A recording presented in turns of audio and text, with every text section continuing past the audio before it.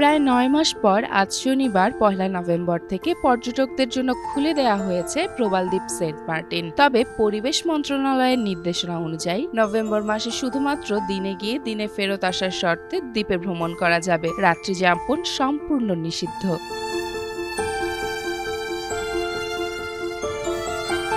প্রাথমিকভাবে কর্ণফুলী এক্সপ্রেস ও ১২ আউলিয়া জাহাজ চালুর কথা থাকলেও সি ক্রুজ অপারেটররা জানিয়েছেন ট্যুরিজম বোর্ডের সফটওয়্যার এখনও চালু না হয় এবং দিনে ফেরার নিয়মে পর্যটক না পাওয়ায় আশঙ্কায় আজ থেকে কোনো জাহাজ সেন্ট মার্টিনের উদ্দেশ্যে ছাড়বে না। পরিবেশ মন্ত্রণালয়ের প্রজ্ঞাপনে বলা হয়েছে বিআইডব্লিউটি এর অনুমোদন ছাড়া কোনো নৌযান সেন্ট মার্টিনে চলাচল করতে পারবে না। টিকিট অবশ্যই বাংলাদেশ ট্যুরিজম বোর্ডের অনুমোদিত পোর্টাল থেকে অনলাইনে ক্রয় করতে হবে। প্রতিটিতে থাকবে কিউআর কোড ও ট্রাভেল পাস।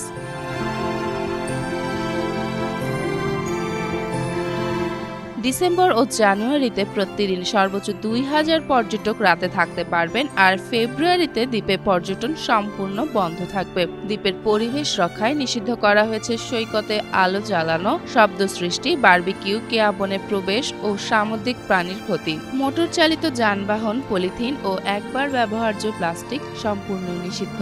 জেলা প্রশাসন জানিয়েছেন ঘাটে নির্বাহী ম্যাজিস্ট্রেট উপস্থিত থেকে কিউআর কোড যাচাই ও সরকারের ১২ নির্দেশনা বাস্তবায়ন তদারকি করবেন। যেমন ফারিয়া, জনকণ্ঠ।